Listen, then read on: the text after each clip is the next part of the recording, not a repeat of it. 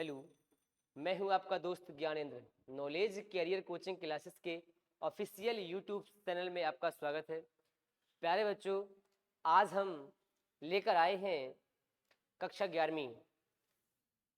सबको पता है कि अब हमारे क्वार्टरली एग्ज़ाम आ गए हैं, यानी कि कल जितने भी गवर्नमेंट स्कूल हैं उनके कल क्वार्टरली एग्ज़ाम स्टार्ट हैं। स्टार्ट यानी आज से हो गए थे, बट कल फिजिक्स का पेपर है। तो फिजिक्स के पेपर में बच्चों की डिमांड ये रहती है कि ऑब्जेक्टिव टाइप क्वेश्चन कहाँ से आते हैं। ऑब्जेक्टिव क्वेश्चन कहाँ से आएंगे, तो उसमें आपको कोई टेंशन लेने की आवश्यकता नहीं है। आज हम पूरे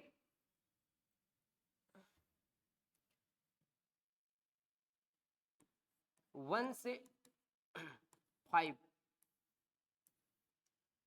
सभी ऑब्जेक्टिव टाइप क्वेश्चन इस वीडियो में कवर कर रहे हैं। देखिए, फर्स्ट चैप्टर की वीडियो हम डाल चुके हैं यूट्यूब पे, आप हमारे चैनल में देखिए। फर्स्ट चैप्टर की वीडियो डल चुकी है,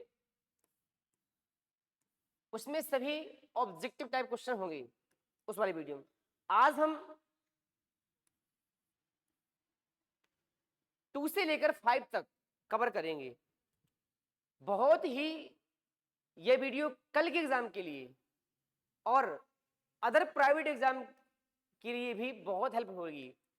यदि आपने इस वीडियो को देख लिया पूरी तरीके से, तो मैं चैलेंज के साथ कहता हूं, आप ऑब्जेक्टिव टाइप क्वेश्चन छोड़ के नहीं आएंगे, इसी वीडियो से आएंगे पूरे। ठीक है, स्टार्ट करते हैं। आप थंबनेल में देख चुके होंगे, कल के लिए यानी कि त्रैमासिक एग्जाम के लिए फिजिक्स के पेपर के लिए ये आप ब्रह्मस्त होने जा रहा है। ये भौतिक त्रैमासिक परीक्षा के लिए रामबाण है। देखिए, फर्स्ट क्वेश्चन करेंगे।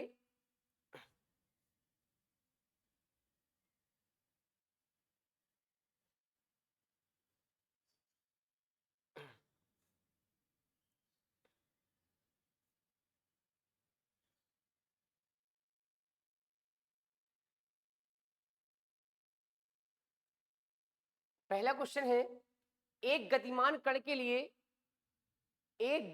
कण के लिए शून्य हो सकता है। यदि कोई वस्तु गतिमान है, कोई कण गतिमान है, इसके लिए क्या शून्य हो सकता है? विस्थापन, दूरी, चाल, इनमें से कोई नहीं। आप थोड़ा दिमाग लगाइए। दूरी का मान कभी भी शून्य नहीं हो सकता, हमेशा। ठीक है, यानी कि दूरी और चाल, इसको समझने के लिए आप जैसे मान लीजिए वृत्ताकार गति कर रहे हैं यदि वस्तु गतिमान है तो दूरी तो शून्य हो नहीं सकती, न चाल हो सकती है, तो विस्थापन शून्य होगा, और ऑप्शन गलत है। यहां चलना स्टार्ट किया, यहां आ गए, विस्थापन शून्य हो गया। फिर ऐसे तो गतिमान कण के लिए विस्थापन शून्य हो सकता है, दूरी और चाल कभी शून्य नहीं हो सकते यदि वस्तु गतिमान है तो। नेक्स्ट देखें, ताक्षणिक वेग और ताक्षणिक चाल का अनुपात होता है। ताक्षणिक वेग और ताक्षणिक चाल, ताक्षणिक वेग, ताक्षणिक चाल सेम होता फॉर्मूला, लिमिट टेंस टू 0,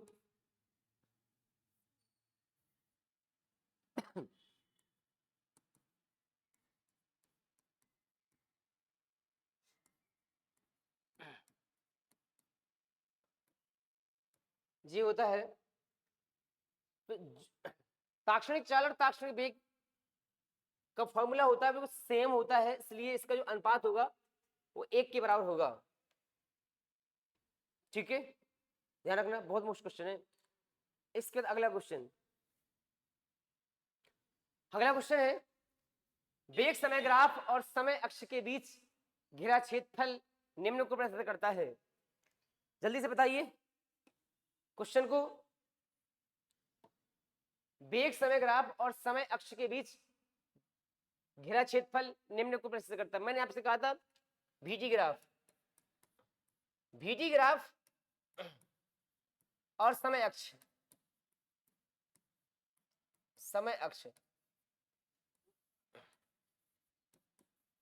याद करिए इस तरीके से, जो आपका VT ग्राफ है, समय अक्ष है, इससे घिरा क्षेत्रफल, ये हमने विस्थापन बनाया था, ये यहां से यहां तक, ये आपकी प्रारंभिक स्थिति है, ये आपकी अंतिम स्थिति है। तो वेग समय ग्राफ और समय अक्ष के बीच घिरा क्षेत्रफल क्या करता है भाई? विस्थापन को शो करता है। किसको करता है भाई? वेग समय ग्राफ और समय अक्ष के बीच घिरा क्षेत्रफल किसको शो करता है? विस्थापन को शो करता है। यहां से आपका वेग समय ग्राफ, समय अक्ष से घिरा क्षेत्रफल।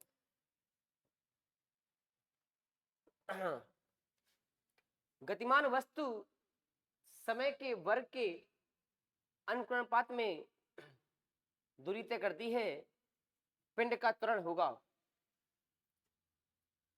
देखें क्वेश्चन है, कोई गतिमान वस्तु है, वर्ग के अनुपात में दूरी तय कर रही है, पिंड का त्वरण होगा। जल्दी से बताइए क्वेश्चन को, बहुत आसान है, बहुत सिंपल सा क्वेश्चन है, लगाइए। इसको आप बताएंगे, ठीक है, कमेंट में। अगला क्वेश्चन है, असत्य कथन है वेग शून्य हो सकता है चाहे चाल शून्य ना हो, वेग स्थिर होने पर त्वरण शून्य होगा, त्वरण का मान धनात्मक है अतः वस्तु की चाल बढ़ रही है। ये सही है इसका। वेग शून्य हो सकता है चाहे त्वरण शून्य ना हो, सत्य है। इसमें से आपका ये असत्य कथन है, ये वाला ऑप्शन सही है। नेक्स्ट, एक मीनार के शिखर से छोड़ा गया पिंड 2 सेकंड में आधी ऊंचाई पार कर लेता है, तो मीनार की ऊंचाई क्या होगी? सुनो, क्वेश्चन ये कह रहा है मीनार के शिखर से कोई पिंड 2 सेकंड में, मान लेते मीनार है भाई, ये मीनार है,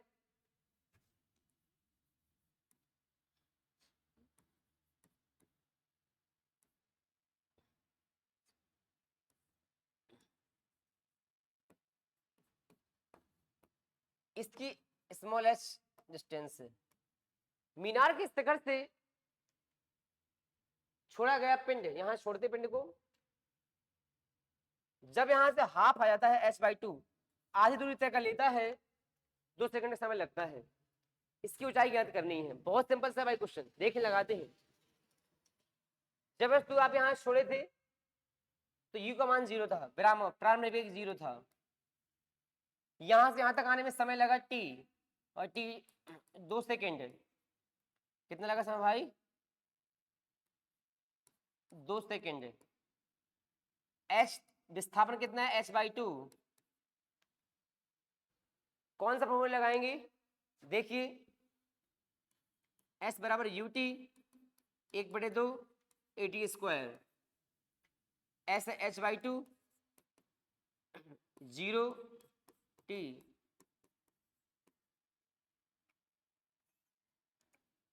वृत्तीय त्वरण नीचे की ओर आएगी, शायद 10 रख दीजिए, आसान हो जाएगा 10 लगाने से। दिया तो नहीं गया, अप्रोक्सीमेटली आंसर आ जाएगा। इसके बाद ये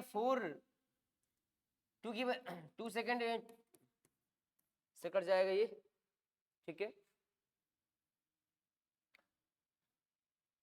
h/2 कितना होगा? 2 बचेगा 10,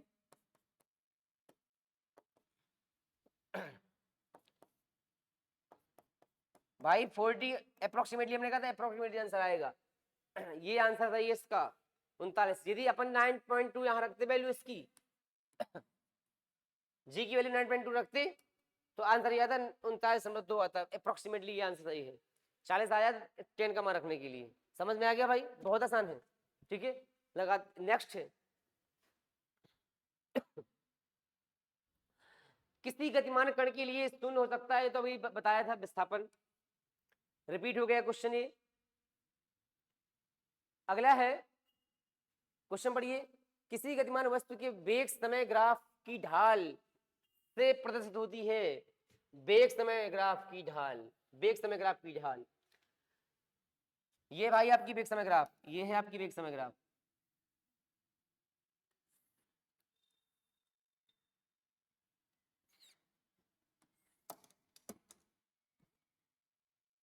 जी भाई आपकी वेग समय ग्राफ।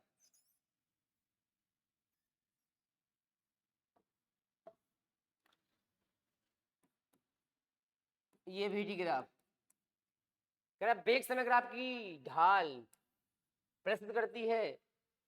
आपने प्रूफ किया था tan थीटा बराबर a। यदि पेपर में आता है वेग समय ग्राफ की ढाल, तो आप तुरंत टिक करेंगे। क्या करेंगे? तुरंत टिक करेंगे। यदि स्थिति समय ग्राफ आती है, यदि स्थिति समय ग्राफ आता है, तो आप भाई क्या टिक करेंगे? फिर वेग टिक करेंगे, वेग टिक करेंगे। ध्यान रखना। समझ में आया भाई? ये है यदि पेपर में आता है वेग समय ग्राफ की ढाल, तो आप तुरंत टिक करेंगे। यदि स्थिति समय आता है तो क्या टिक करेंगे भाई? बोलिए। वेग टिक करेंगे। नेक्स्ट अगला क्वेश्चन है किसी गतिमान वस्तु के स्थिति समय ग्राफ की ढाल। आ गया ना भाई? स्थिति समय ग्राफ की ढाल आ गया। मैंने कहा था वेग टिक करेंगे। समझ में आ रहा है? नेक्स्ट है सही कथन है यह संभव है कि विस्थापन शून्य हो किंतु दूरी शून्य ना हो। बिल्कुल राइट। विस्थापन शून्य तो हो सकता है, दूरी शून्य नहीं कभी हो सकती है। यदि विस्थापन, समझिए कैसे? बिल्कुल करेक्ट आंसर। विस्थापन शून्य है, हर बार विस्थापन शून्य हो रहा है। यहां से गए हैं, फिर ऐसे आ गया विस्थापन शून्य हो गया, फिर आ गया विस्थापन शून्य हो गया। तो सही कथन है यह संभव है कि यह विस्थापन शून्य हो सकता है किंतु दूरी शून्य नहीं। यह संभव है कि दूरी शून्य हो किंतु विस्थापन, ये तो हो नहीं सकता भाई। विस्थापन तभी शून्य होगा जबकि दूरी है गजब। ये भी गलत। इनमें से कोई नहीं भाई, तो सही है। नेक्स्ट निम्न में से कौन सी अदिश राशि है? निम्न में से कौन सी अदिश राशि है? बहुत आसान क्वेश्चन, बहुत आसान क्वेश्चन। बल सदिश है, आवेग सदिश है, त्वरण सदिश है। कार भाई, कार अदिश राशि है। कार क्या है? अदिश राशि है। अदिश राशि है। Scalar quantities. Correct option car. समझ में आ गया भाई? नेक्स्ट क्वेश्चन है निम्न में से किस संवेग का परिमाण 4 न्यूटन, किस संयोग लिखा है, सॉरी, किस संयोग का परिमाण 4 न्यूटन हो सकता है? क्वेश्चन को लगाते हैं। ऐसे क्वेश्चन यदि एग्जाम में आते हैं भाई तो सॉल्व कैसे करेंगे आप? ऐसे क्वेश्चन यदि एग्जाम में आते हैं तो सॉल्व करने का मैं तरीका बता रहा हूं, बहुत आसान होगा। बहुत आसान तरीका है। देखिए कैसे। 2 वेक्टर है, ए वेक्टर,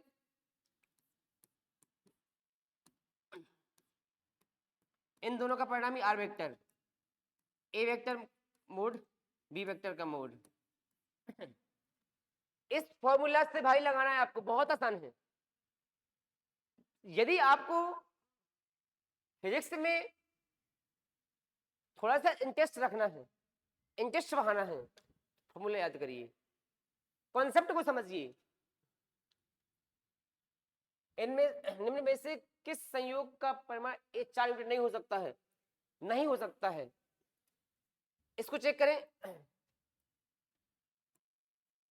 2 2 आर आर की वैल्यू 4 होगी, यहाँ पर ध्यान रखना, हर बार 4 होगी। 2 2 0, आर की वैल्यू भाई 4 है ना हर बार। क्या ये सही नहीं है भाई? सही है, बिल्कुल राइट है। 4 का मान 0 से बड़ा है, बराबर 0 से बड़ा है, संभव है भाई, राइट। 4 न्यूटन नहीं हो सकता, यानी कि ये सही ये तो हो सकता भाई। जब ये फॉलो ना करे तब आप कहेंगे। नेक्स्ट चेक करिए, नेक्स्ट चेक करिए भाई, ये वाला चेक करिए। 4 6 माइनस 4 किसी कंडीशन में यूज कर सकते हैं भाई। 6 प्लस 4 कितना होगा भाई? 2 4, आर के मान 4 है ना भाई, 10 की वैल्यू यानी कि भाई फॉलो कर रहा है, यस कंडीशन है भाई, फॉलो कर रहा है।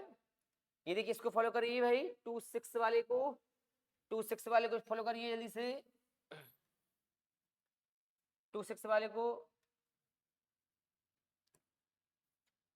6 माइनस 2 4, 6 प्लस 2 इसका आएगा भाई कितना? 4 4 जी भाई 8। इसको और चेक करते हैं एक बार। ये भाई फंस गया, जी भाई फंस गया, फंस गया ये। 8 माइनस 2, 8 माइनस 2, आर की वैल्यू कितनी है? 4 अपनी रखेंगे भाई। 8 प्लस 2, देखिए भाई 8 प्लस 2 6 आया, फंस गया भाई, फंस गया ना।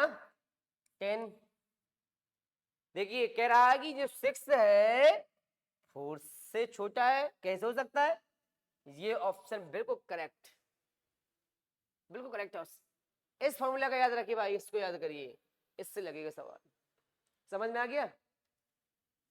क्वेश्चन नेक्स्ट है, एक व्यक्ति स्मॉल आर त्रिज्या के वृत्तीय मार्ग में स्मॉल एन चक्कर लगाता है, परिणामी विस्थापन होगा। भाई देखो, एक चक्कर लगा दिया, यहां से स्टार्ट किया इसने भाई, देखिए समझिए, एक चक्कर लग गया, जिस प्लेस विस्थापन शून्य हुआ, विस्थापन शून्य हुआ, दूसरा चक्कर लग गया, विस्थापन शून्य हुआ, तीसरा लग गया, शून्य हुआ। अरे भाई एन चक्कर लगाना है, एन चक्कर लगाना है, एन चक्कर लगाना है, चाहे कितने चक्कर लगा ले, हर बार विस्थापन शून्य होगा भाई। एक व्यक्ति स्मॉल आर त्रिज्या के क्या करता है, एक व्यक्ति स्मॉल आर त्रिज्या के एन चक्कर लगाता है, विस्थापन शून्य होगा। देखिए समझिए,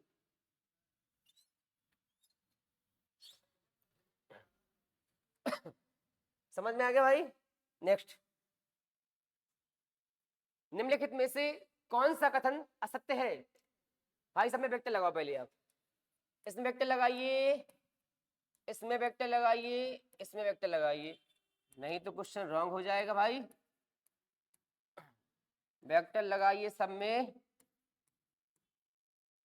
देख, अब देखें क्वेश्चन को, बहुत आसान है, आपको तो पता ही है, दो सदिशों का अदिश गुणनफल क्रम विनिमय नियम का पालन करता है।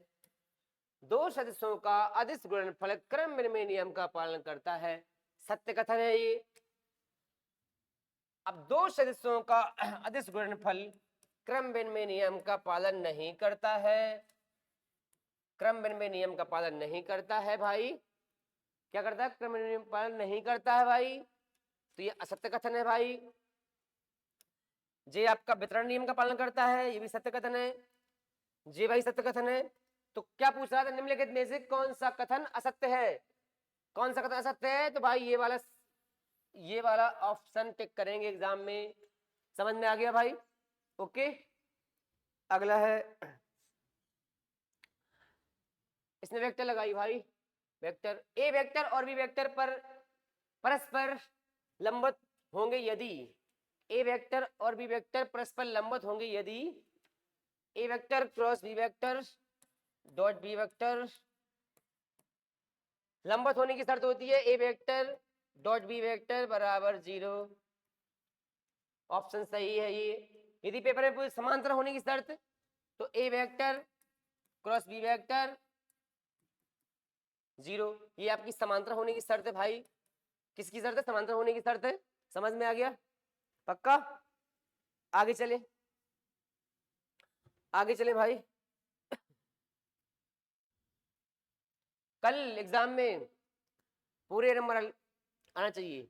देखें, एकांक सदिश का परिमाण होता है, बिल्कुल आपने एकांक सदिश की परिभाषा पढ़ी होगी, यूनिट वेक्टर एकांक सदिश, ऐसा सदिश जिसका परिमाण कितना होता है? इकाई हो, एकांक हो, एक हो, ये सही है ऑप्शन। एकांक सदिश का भाई सूत्र भी याद करो, मुख्य सदिश बटे मुख्य सदिश का मापांक, ये एकांक सदिश का फॉर्मूला है भाई, इसको याद करो।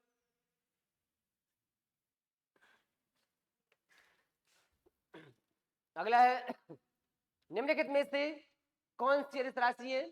निम्नलिखित में से कौन सी अदिश राशि है भाई? अदिश राशि है, संवेग आपकी सदिश राशि है, संवेग सदिश राशि है, आवेग सदिश राशि है, त्वरण जे कार भाई आपकी अदिश राशि है, ये अदिश राशि है। Car is correct answer, car सही होगा भाई आंसर इसका ये। समझ में आ गया? नेक्स्ट है, दो सदिशों का योग अधिकतम होता है जबकि उनके मध्य कोण होगा।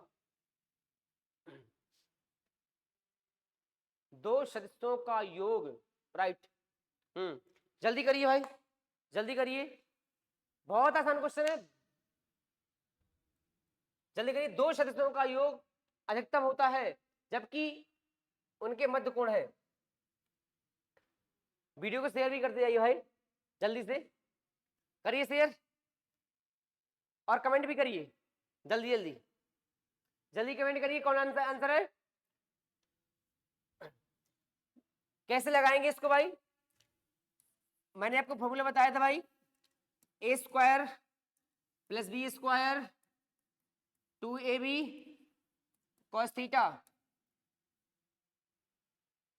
अधिकतम मध्य कोण यानी कि अधिकतम मान पूछ रहा है। जब भाई cos का मान 0 हो जाएगा, थीटा इक्वल 0 हो जाएगा, तो r इक्वल हो जाएगा भाई A square B square 2ab cos 0, भाई A square B square 2ab cos 0 का मान 1 होता है भाई, तो यहाँ जाएगा r बराबर हो जाएगा भाई under root A square B square 2ab cos 0 का मान 1 कर दिया। ये देखिए फॉर्मूला बन रहा है,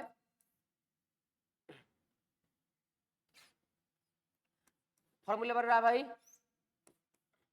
बन रहा है फॉर्मूला ए प्लस बी का होल स्क्वायर, ए प्लस बी का होल स्क्वायर दो बार लिखा है, बाहर आ जाएगा, बाहर आ जाएगा, ए प्लस बी बचेगा, यानी कि 0 आंसर करेक्ट। यदि 90 रखोगे cos 90 का मान 0 हो जाएगा, 180 रखोगे भाई तो भी। समझ में आ गया ना? देखिए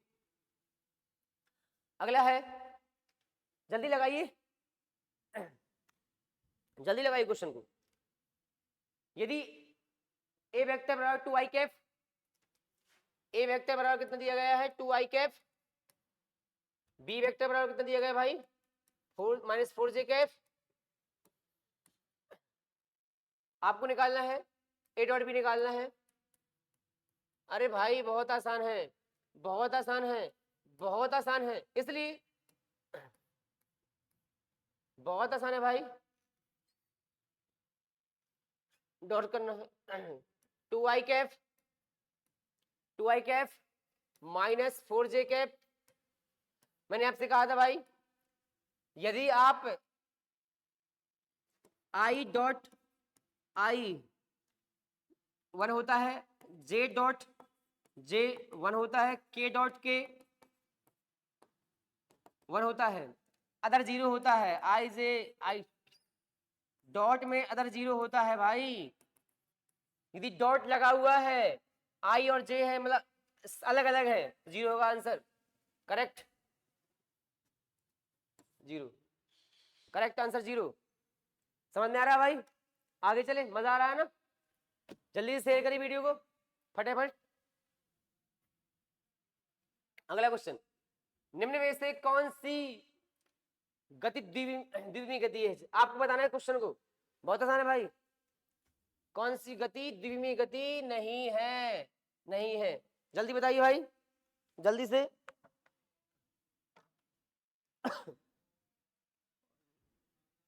जल्दी बताइए भाई।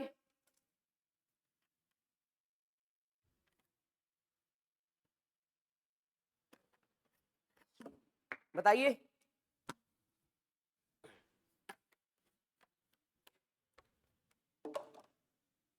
नहीं बता पा रहे? निम्न में से कौन सी गति द्विविमीय गति नहीं है? भाई वृत्तीय गति तो है, प्रक्षेप गति भी है, जमीन पर रेंगती कीड़ी गति तो है, ये भाई चिड़िया की गति त्रिविमीय गति है, ये 3 डायमेंशनल है भाई, तो ऑप्शन ये करेक्ट होगा ना? ओके, अगला,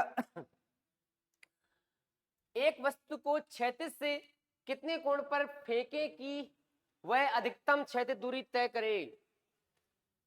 बहुत आसान क्वेश्चन, मोस्ट है भाई, कल के लिए 100% मोस्ट है, कल के लिए 100% मोस्ट है, 100% मोस्ट है कल के लिए।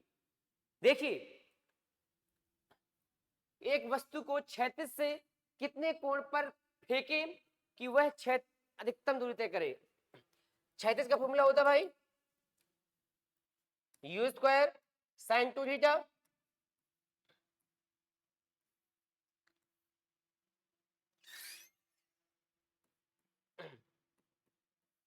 u square sine 2 theta upon G, अधिकतम क्षैतिज पर साइन 2 थीटा। साइन में किसका मान, साइन में सबसे ज्यादा मान कितना होता है? 1। साइन का सबसे बड़ा मान 1 होता है, सबसे बड़ा मान 1 होता है भाई, 1। साइन 2 थीटा, 1 किसका मान होता है? 90 का, sine 90, sine sine cancel, 2 theta 90, theta बराबर 45। बहुत आसान है भाई, आंसर आ गया 45। D is the correct answer. आगे चले, आगे चले, देखो, जो बच्चे ग्रुप में ऐड होना चाहते हैं, हमसे ग्रुप में ऐड होना चाहते हैं, तो ये नंबर है हमारा,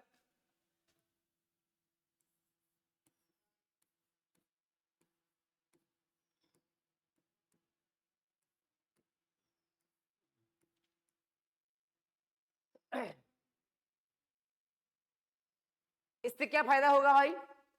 ये नंबर है और चैनल ज्ञानेंद्र 01 के नाम से, GYANENDRA 01, इसको सर्च करेंगे आप, पूरी वीडियो खुल जाएगी। आप इजीली इस नंबर से आप व्हाट्सएप में जोड़ना चाहते हैं हमसे, तो जो मैं ये पीडीएफ पूरी होगी, सारी पीडीएफ मिल जाएंगी आपको, सारी पीडीएफ मिल जाएंगी, तो आप जल्दी से ग्रुप में ऐड हो जाइए, ठीक है? आप हमें मैसेज कर दीजिए, ये हमारी कोचिंग का नंबर है, ठीक है? आप उससे मैसेज करिए, नाम लिखिए, क्लास बताइए, आपको ग्रुप में ऐड कर दिया जाएगा। उसमें आपको डेली अपलोड, डेली वीडियो मिलेंगी, डेली। ख्याल में देखें,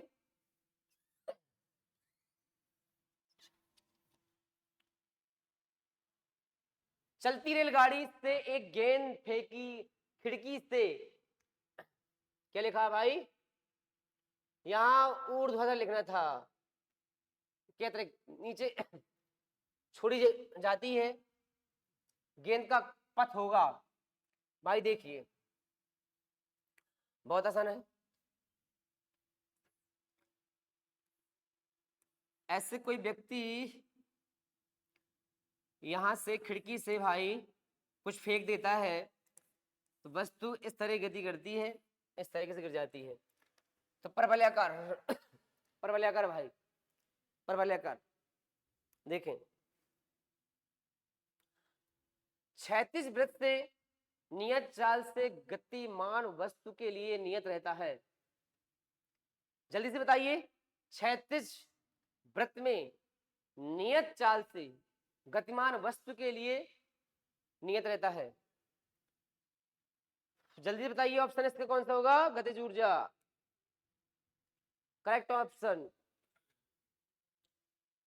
आगे, प्रक्षेप पथ के उच्चतम बिंदु पर प्रक्षेप के वेग और त्वरण की दिशा क्या होगी? बहुत अच्छा क्वेश्चन है, बहुत अच्छा क्वेश्चन है, जल्दी से बताइए, बहुत अच्छा क्वेश्चन है, जल्दी बताइए भाई।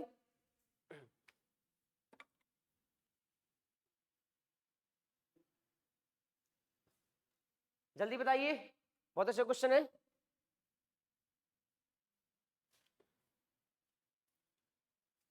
हाँ, प्रक्षेप पथ, प्रक्षेप पथ के उच्चतम बिंदु पर प्रक्षेप के वेग और त्वरण की दिशाएं हैं। बढ़िया, सभी लोग बैठ के फिर कॉपी निकाल लीजिए, फिर कॉपी निकाल के बैठ के बढ़िया बगल में पानी रख लीजिए, पानी की बोतल, आराम से पढ़िए, बहुत आसान है। प्रक्षेप पथ के उच्चतम बिंदु, ये भाई ऐसा है, इस तरीके से प्रक्षेप पथ, ये प्रक्षेप पथ का उच्चतम बिंदु है। प्रक्षेप पथ के उच्चतम बिंदु पर प्रक्षेप के वेग और त्वरण, वेग और त्वरण, त्वरण भाई ये होगा, त्वरण ये होगा, वेग होगा स्पर्श रेखी होगा, वेग स्पर्श रेखी होगा, 90 का एंगल बना हुआ है, परस्पर विपरीत, परस्पर लंबवत, आंसर लंबवत सही है। समझ में आ गया भाई? समझ में आ गया भाई? अगला क्वेश्चन पढ़िए जल्दी से, बहुत आसान है।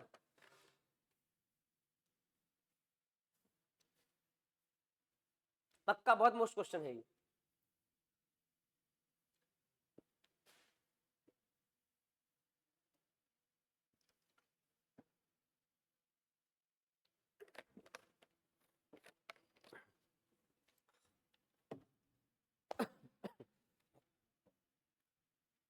देखिए भाई, ये तो भाई कल क्वेश्चन, ये तो आएगा ही 100%, यदि ये नहीं आया तो एग्जाम कैसे बनेगा फिर? प्रक्षेप का पथ होता है सरल रेखा, वृत्त, परवलयाकार, परवलय के आकार का भाई। प्रक्षेप का पथ होता है परवलय के आकार का भाई। समझ में आ गया? नेक्स्ट क्वेश्चन आगे। प्रक्षेप पथ के उच्चतम बिंदु पर प्रक्षेप का वेग होता है न्यूनतम, कम हो जाता है भाई, न्यूनतम कम हो जाता है। यहां से देखो, ये यहां से बस यहां पर u की वैल्यू क्या होगी? शून्य होगी, थोड़ा सा क्या हो जाएगी भाई? न्यूनतम हो जाएगी, रुकेगी नहीं, यहाँ पर स्पीड धीमी हो जाती है, तो न्यूनतम सही है भाई। अगला है, बहुत मोस्ट क्वेश्चन है, निम्नलिखित में किस जोड़े के लिए क्षैतिज परास समान होता है? मैं आपको इसमें ट्रिक बताता हूं भाई, कोई टेंशन लेना है। निम्नलिखित में से किस जोड़े के लिए ऐसा क्वेश्चन यदि आता है क्षैतिज परास समान होता है? एक ये है भाई, एंगल कुछ बना हुआ है, एक ये है भाई, एंगल कुछ बना हुआ है, क्षैतिज परास सेम होगा, R1 R2, R1 और R2 कंडीशन शो करने के लिए क्या थीटा का मान कैसे होना चाहिए? इनमें से आपको ऐड करना है, यदि दोनों का, इन सब का योग, जिनका योग 90 होगा वही ऑप्शन सही होगा। इसका तो 90 है, नहीं है, नहीं है, इसका 90 नहीं है, इसका 90 है भाई, 90 है इसका, तो ये सही ऑप्शन है, समझना अच्छी तरीके से, ठीक है। समझ में आ गया। अगला क्वेश्चन, उड़ान के दौरान उच्चतम बिंदु पर किसी प्रक्षेप का त्वरण होता है। उड़ान के दौरान, वस्तु जब उड़ती है ना भाई, उड़ान के दौरान, उड़ान के दौरान यहां से यहां तक कंडीशन के लिए जी का ये होता है जी। समझ में आ गया भाई। महत्तम ऊंचाई प्राप्त करने के लिए प्रक्षेप कोण होता है महत्तम, मतलब कि भाई बहुत मोस्ट क्वेश्चन है, कल के लिए बहुत मोस्ट क्वेश्चन है, बहुत मोस्ट है।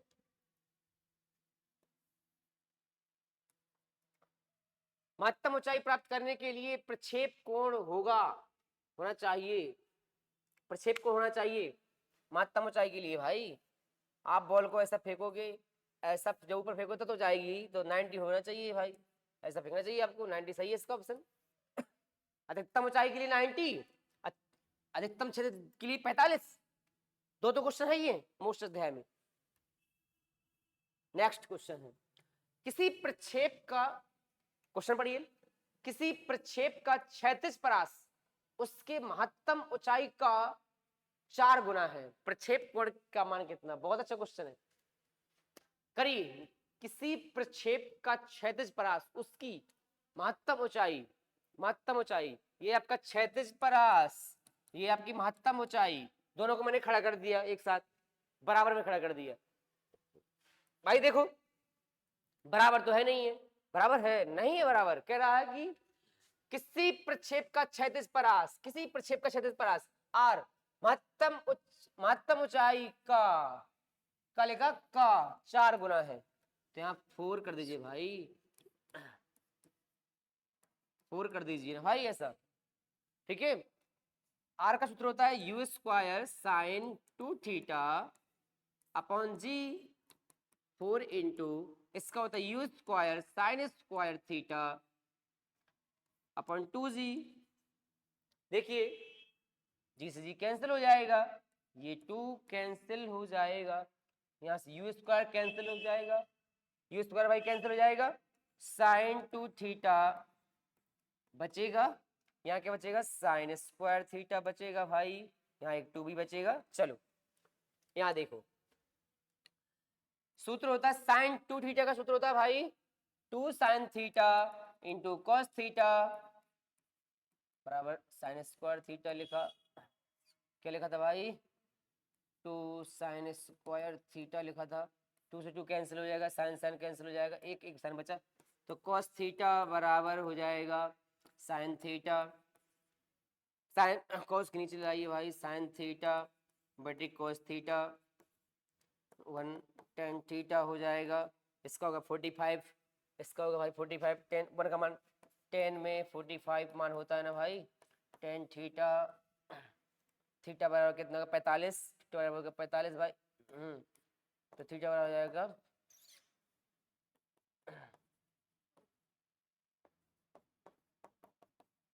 45 सही है ऑप्शन इसका, ऐसे लगाना चाहिए अपन को। समझ में आ गया भाई। देखो अधिकतम दूरी तक प्रक्षेपित करने हेतु प्रक्षेप कोण होना चाहिए, इसमें नहीं बताया भाई। देखो अधिकतम दूरी, अधिकतम दूरी ये पूछ रहा है भाई, अधिकतम दूरी ये पूछ रहा है, क्वेश्चन रिपीट हो गया 45 जी भाई, थीटा का मान पूछ रहा है, और यहाँ से इतना पूछ आर के लिए पूछ रहा है रेंज एकदम। रॉकेट के गति के 3 नियम, नहीं गलती हो गया भाई ऑप्शन जी, नहीं गति के तीनों नियम समाहित हैं, कह रहा है भाई गति के तीनों नियम किस में समाहित हैं, द्वितीय नियम में, बहुत बेस्ट है। संवेग परिवर्तन की दर लगाए गए बल के बराबर होती है, संवेग परिवर्तन की दर लगाए गए बल के बराबर होती है, बहुत अच्छा नियम है भाई, इसमें तीनों नियम समाहित है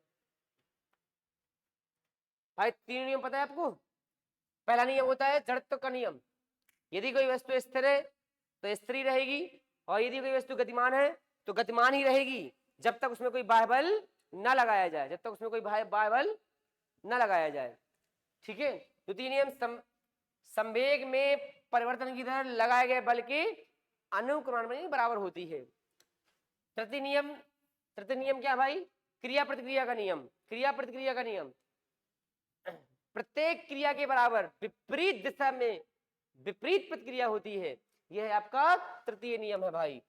ठीक है, तो ऑप्शन कौन सा है? द्वितीय नियम answer is correct. Next, rocket नोदन आधारित है, बहुत मोस्ट है, संवेग संरक्षण। संवेग संरक्षण, रॉकेट नोदन संवेग संरक्षण। नेक्स्ट है, दो वस्तुओं के संवेग समान हैं तब हल्की वस्तु का वेग भारी वस्तु के अपेक्षा अधिक होगा। भाई क्वेश्चन बहुत अच्छा है। देखो, दो वस्तुओं के संवेग समान हैं, दो वस्तुओं के संवेग समान हैं, P1 बराबर P2, संवेग समान है। एक कह रहा है हल्की वस्तु M1 M2, ये हो गई भारी, जो गई हल्की वस्तु 2 वाली।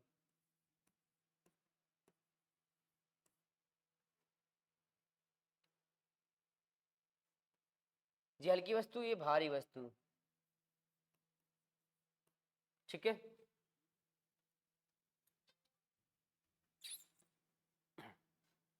M1 M2 V1 V2। देखो भाई समझो, बराबर तो है, साइंटिफिक अप्रोच समझिए इसमें, बराबर तो है, दोनों को बराबर करना है। M1 का मान ज्यादा है, इसका मान कम है। देखो, तो जब M1 का मान ज्यादा है, V1 का मान कम होना चाहिए भाई। यदि इसके बराबर करना है, इसका मान ज्यादा होना चाहिए, इसका मान कम होना चाहिए। तो जब भाई आपकी जो आपकी भारी वस्तु है उसका वेग कम होना चाहिए, भारी वस्तु का वेग कम होना चाहिए, और हल्की वस्तु का वेग ज्यादा होना चाहिए। हल्की वस्तु का वेग भारी वस्तु के वेग से अधिक होना चाहिए। हल्की वस्तु, देखिए भाई, ये हल्की वस्तु का वेग, हल्की वस्तु का वेग, हल्की वस्तु का वेग भारी वस्तु के वेग से अपेक्षा अधिक होना चाहिए। हल्की वस्तु का वेग भारी वस्तु की अपेक्षा अधिक होना चाहिए। ठीक है, हल्की वस्तु का वेग ज्यादा होना चाहिए भाई, 100%। ये वेग ज्यादा होना चाहिए, सही है पहला ऑप्शन, ध्यान रखना।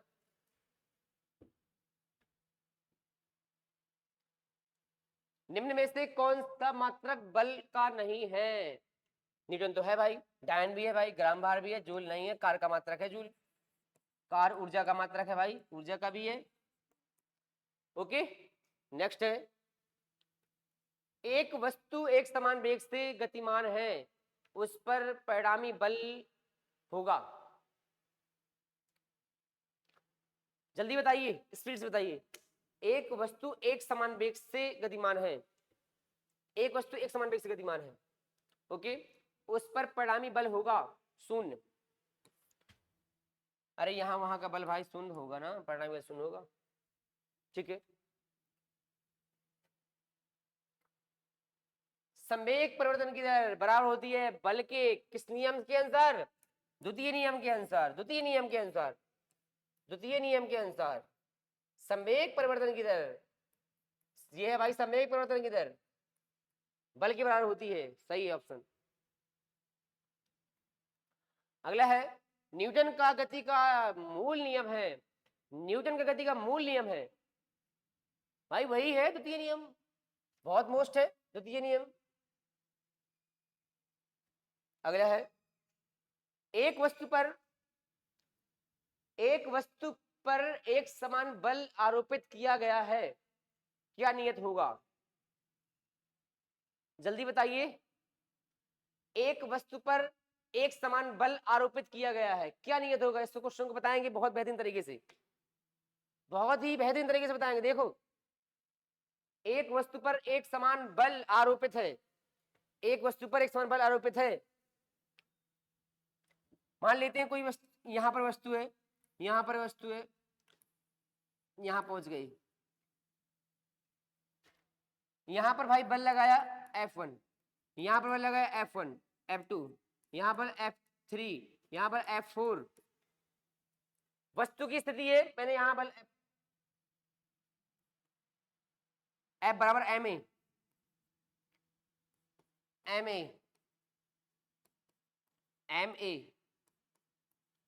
ma। यदि कह रहा है कि एक समान बल, बल बराबर कर दो, F1 बराबर F2 बराबर F3 बराबर हाँ F4, तीनों बल बराबर हो गए भाई। तीनों बल बराबर कब होंगे बताइए? इसमें द्रव्यमान दिया नहीं गया है ना, जिक्र किसका किया गया है? त्वरण का किया गया है ना भाई, किसका किया गया है? त्वरण का किया गया ना। यदि ऑप्शन द्रव्यमान होता तो भी सही होता, यदि ऑप्शन द्रव्यमान होता तो भी सही होता भाई। यदि आपको सब बल बराबर करना है तो ये तो बराबर होना चाहिए ना, ये इनकी वैल्यू बराबर होना चाहिए, त्वरण बराबर होना चाहिए भाई। नहीं द्रव्यमान होता ऑप्शन तो दो टिक कर देते। नेक्स्ट है, किसी वस्तु के जड़त्व का कारण, बहुत अच्छी बात है। जड़त्व क्या है? सुनो, जड़त्व समझो, जैसे जे है ऐसा दिख रहा है भाई, जे, मैं इसको हटा रहा हूं, इसको आगे कर रहा हूं, तो ये अपनी स्थिति परिवर्तन का विरोध कर रहा है, अपनी स्थिति परिवर्तन का विरोध कर रहा है भाई। इसको खींच रहे हैं, आगे खींच रहे हैं, खींच नहीं रहा है, इसका मतलब ये स्थिति परिवर्तन का विरोध कर रहा है ना, तो जितना इसका द्रव्यमान होगा उतना बल ज्यादा लगाएगा। हल्का होता जल्दी से खींच देते भाई। इसलिए करना क्या है, तो जितना द्रव्यमान जिस वस्तु का होगा उसका जड़त्व उतना ज्यादा होगा। अब समझ आइए कौन सही है, सिर्फ द्रव्यमान और कुछ नहीं भाई। अगला क्वेश्चन, नेक्स्ट, न्यूटन के गति का द्वितीय नियम निम्नलिखित में संबंध स्थापित करता है। बहुत सरल है, F बराबर ma, F बराबर ma, बल और वेग, बल और त्वरण, जे भाई सही है। यदि द्रव्यमान होता, ऑप्शन में यदि बल और द्रव्यमान होता तो भी ऑप्शन सही होता मेरे भाई, तब भी ऑप्शन सही होता, बल और द्रव्यमान। समझ में आ गया? पक्का? मजा आ रहा है? शेयर करो जल्दी से, तो फिर मजा आ रहा है जो। नेक्स्ट देखें, बंदूक की गतिशील गोली लकड़ी के एक गुटके से टकराकर उसी में धंस जाती है, निम्नलिखित में से क्या संरक्षित रहेगा? भाई ये जे एक जमीन पर रखा है, गुटका, गुटका, ये होता गुटका अलग होता है, गुटका जमीन पर रखा हुआ है। यहां पर कोई व्यक्ति अपनी गन से, रिवॉल्वर से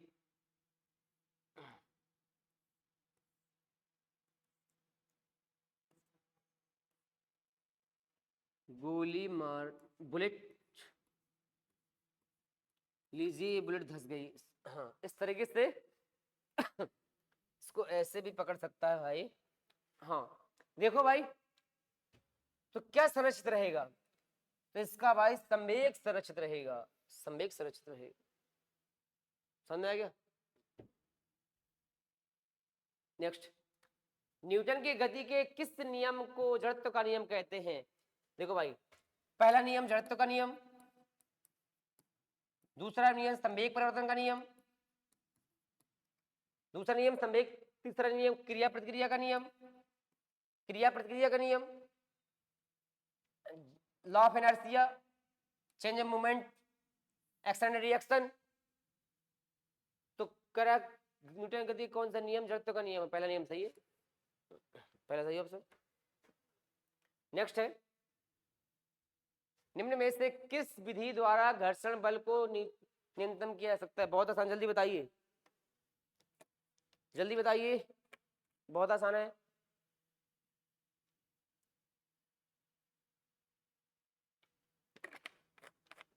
जल्दी बताइए भाई, निम्न में से किस विधि द्वारा घर्षण बल को न्यूनतम किया जा सकता है? इसके द्वारा भी, इसके द्वारा सब सही है। अरे मतलब घर्षण कम करना है, इसके द्वारा भी सही है, सबके द्वारा घर्षण कम हो सकता है। तो ऑप्शन भाई ये वाला एकदम करेक्ट आंसर, करेक्ट आंसर। स्थैतिक घर्षण के अधिकतम मान को क्या कहते हैं? सीमांत घर्षण। स्थैतिक घर्षण के अधिकतम मान को क्या कहते हैं भाई? सीमांत घर्षण। नेक्स्ट है, घर्षण कोण और घर्षण गुणांक, बहुत मोस्ट क्वेश्चन है। घर्षण कोण देखिए कैसा होता है भाई, इस तरीके से mg भार लगेगा, अवलंब प्रतिक्रिया r ऊपर लगेगी, वस्तु को आप बाह्य बल है,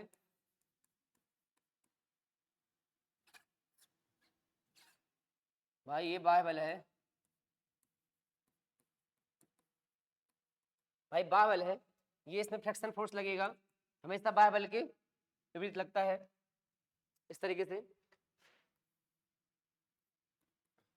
ये इन दोनों का घर्षण, घर्षण बल और अवलंब प्रतिक्रिया, घर्षण बल और अवलंब प्रतिक्रिया का परिणामी क्या कहलाता है भाई? घर्षण कोण कहलाता है। ठीक है, तो आपने पढ़ा होगा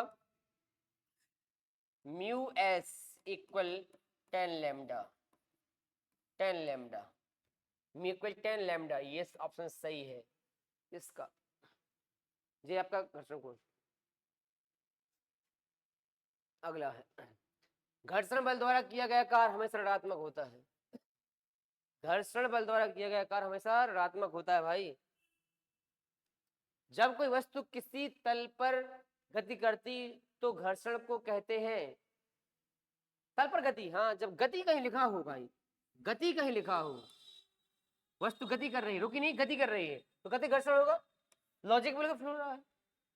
रेस्ट में इस तरह घर्षण होगा, चलने को तैयार है, सीमांत घर्षण होगा।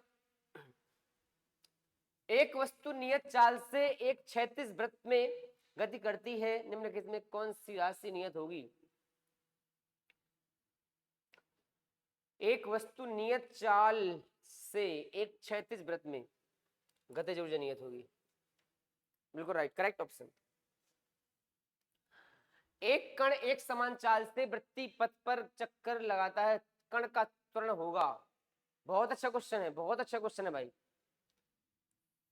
थोड़ा क्वेश्चन को इसने घुमा दिया है, क्वेश्चन को घुमा दिया है, क्वेश्चन को घुमा दिया है, कैसा देखिए कैसा घुमाया है क्वेश्चन को।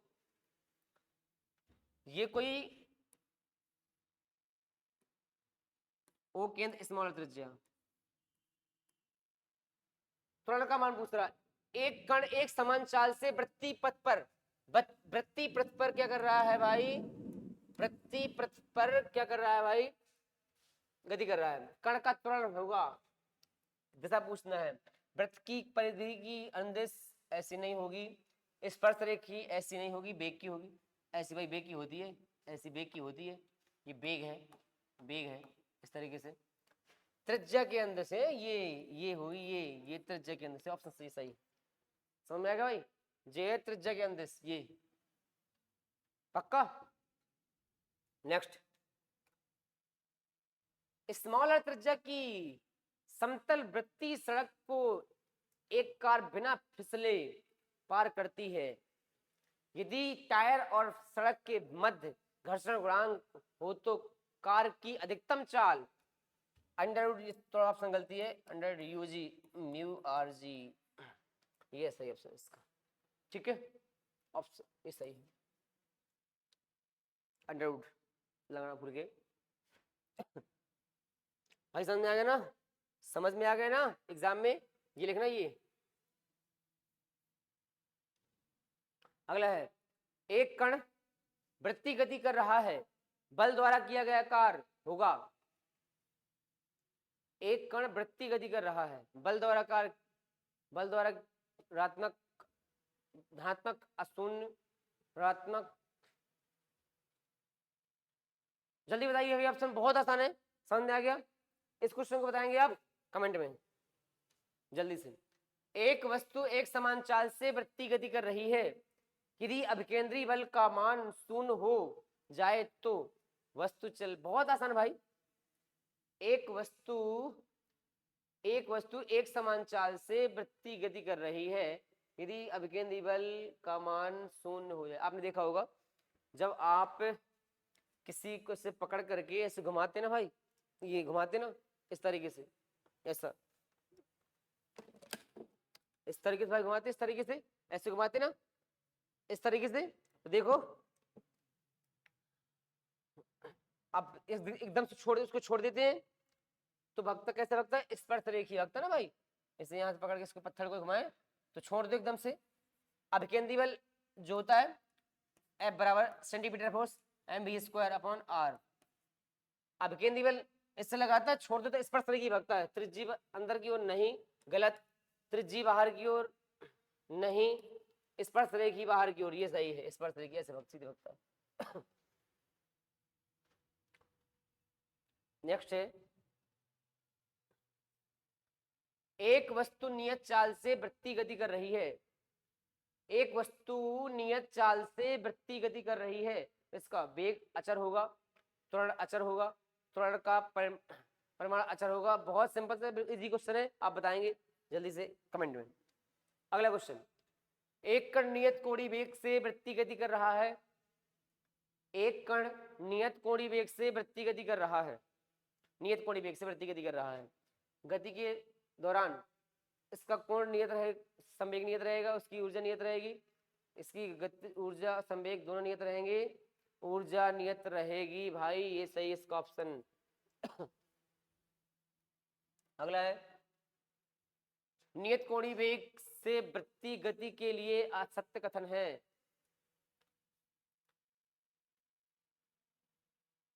बहुत आसान है, जल्दी देखिए, बहुत आसान है, लगाइए जल्दी, बताइए इसको, आप बताओ जल्दी से। नेक्स्ट, जल्दी बताइए। एल लंबाई की एक डोरी के एक सिरे से स्मॉल एम द्रव्यमान का एक कण बंधा है। डोरी का दूसरा सिरा एक फूटे पिग से बंधा है। यदि कण वेग स्मॉल v से वृत्तीय गति करता हो तो कण पर केंद्र की ओर लगने वाला बल, ये डोरी के तनाव बल होगा भाई। अगला है, एक समान वृत्तीय गति में कौन सी राशि नियत रहती है?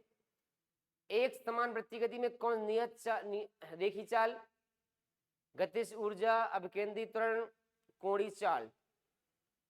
गतिज ऊर्जा भाई, गतिज ऊर्जा एक अशक्ति बराबर 746 वाट, 746 वाट सही। अगला है, प्रत्यास्थ संघट्ट में संरक्षित रहता है।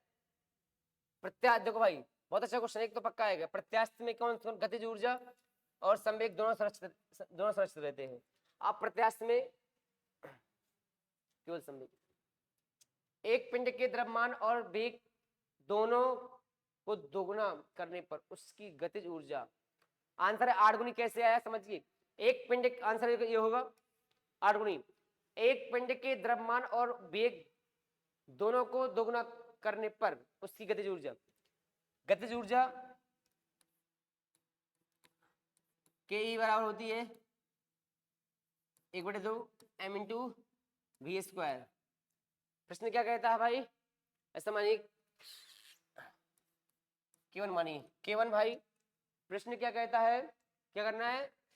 द्रव्यमान और वेग दोनों को दोगुना करना है, दोनों को दोगुना करना है। तो K2 भाई हो जाएगा 1/2, K2 हो जाएगा 1/2, दुगना करना द्रव्यमान 2m, वेग दुगना करिए 2v, K2 हो जाएगा 1/2 2m 4v² हो जाएगा भाई, K2 1/2 m into we square. ये किसकी K1 की वैल्यू है ना भाई, किसकी वैल्यू है, K1 की वैल्यू है ना, ये K1 की वैल्यू है ना। K2 कितना होगा, K1 सही कहा, 8 गुना हो जाता है, पक्का करेक्ट ऑप्शन। जल्दी देखिए आगे, किसी पिंड पर बल F लगाने पर उसका वेग भी हो, बहुत आसान, किसी पिंड पर बल F लगाने पर उसका वेग कैपिटल V हो, वेग स्मॉल v मान लेते हैं, स्मॉल v हो जाता है, जबकि शक्ति होगी, शक्ति होगी, दो ऑप्शन इसमें दिए गए हैं भाई,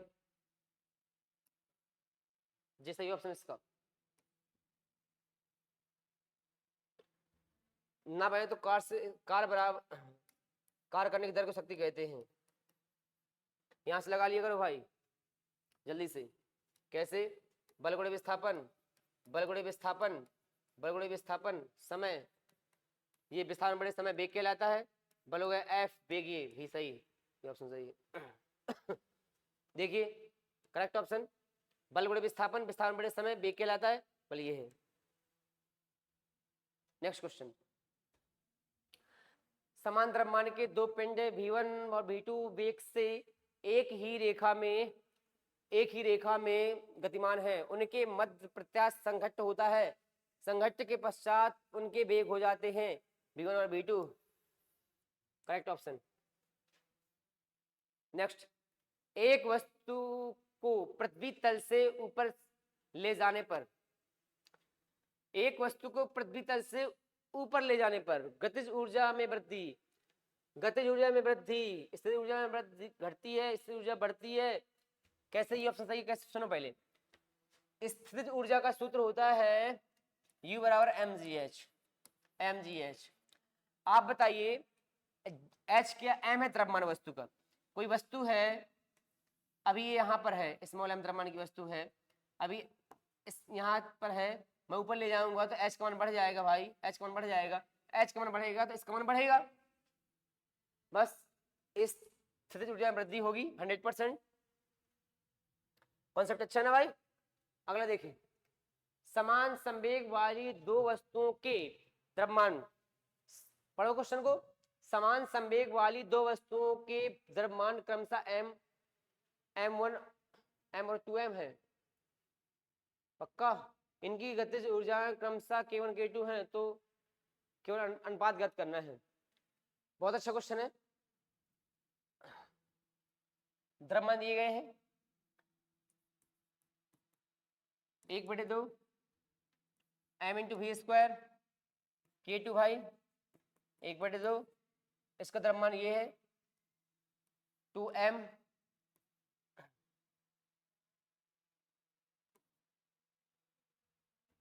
समान संवेग वाली, समान संवेग वाली भाई, ठीक है, आसान है भाई बिल्कुल, समान संवेग वाली दो वस्तुओं, हाँ सब वेग समान होगा, कोई दिक्कत नहीं। चलो कैसे लगाएंगे इसको, कंपेयर करिए, 2 बच जाएगा भाई, तो K1 ऐसा नहीं आएगा भाई, K2 2K1 तो आएगा भाई 1:2 ऑप्शन आएगा इसका, जी सही करो। वाट मात्रक है शक्ति का, शक्ति का भाई। नेक्स्ट, कौन सा कथन असत्य है, जल्दी बताइए, शक्ति कार, असत्य बताना है, कार ऊर्जा के बराबर, बिल्कुल राइट। ऐसी कंडीशन में आप शक्ति गुणे विस्थापन, ये वाला गलत ऑप्शन है, ये वाला गलत ऑप्शन है, और सब सही है, आंसर इज करेक्ट। ऊर्जा का मात्रक नहीं है, ऊर्जा का मात्रक नहीं है, किलोवाट घंटा, किलोवाट जूल तो है, वाट नहीं है, और सब है। ये भी है, ये भी है, ये भी है, आंसर इज द करेक्ट। वाट शक्ति की मात्रा, वाट शक्ति की मात्रा है भाई। देखिए अगला है, अप्रत्यास्थ संघट्ट में संरक्षित रहता है केवल गतिज ऊर्जा, उसमें दोनों होता है। पत्थर को ऊपर उठाने पर गुरुत्वीय बल द्वारा किया गया कार्य ऋणात्मक होता है भाई। बताइए जल्दी से। हाँ ऋणात्मक होगा, जी का मान ऋणात्मक हो ना, नीचे लाते धन का होता, सही है। नेक्स्ट है भाई, जब कोई संरक्षी बल किसी वस्तु पर धनात्मक कार्य करता है तो वस्तु की स्थिति ऊर्जा, बहुत अच्छा क्वेश्चन है, इसको जल्दी से बताइए कमेंट में, जल्दी से बताएंगे। ऑप्शन यदि कोई मशीन 10 सेकंड में 10 जूल कार्य करती है, बहुत आसान है, तो उसकी शक्ति होगी, शक्ति बराबर सूत्र होता है भाई, शक्ति बराबर सूत्र होता है कार्य बटे आवे, कार्य बटे समय, कार्य बटे समय, कार्य बटे समय। कार्य कितना दिया गया है 100 जूल, समय 10 वाट, 10 वाट। किसी बंद परिपथ में संरक्षी बल द्वारा किया गया कार्य होता है, जल्दी बताइए, जल्दी बताइए। लीजिए, इस प्रकार आपका आज ये समाप्त होता है। जिन बच्चों ने भी लास्ट तक देखी होगी, तो किसी, चाहे एमपी बोर्ड हो चाहे यूपी बोर्ड हो, किसी कौन सा बोर्ड हो, फिजिक्स में ये वीडियो बहुत त्रैमासिक एग्जाम के लिए बहुत हेल्पफुल होगी, बहुत हेल्पफुल होगी। आप यदि ये वीडियो को आप यूट्यूब पे देख पा रहे हैं तो आप हमें कमेंट करिए, अपना सुझाव दीजिए, जिस टॉपिक के बारे में वीडियो की आपको आवश्यकता होगी हम आपको हमेशा आपके साथ जुड़े रहेंगे। मिलते हैं इसी के साथ फुल एनर्जी के साथ, इसी अंदाज में। बहुत बहुत धन्यवाद।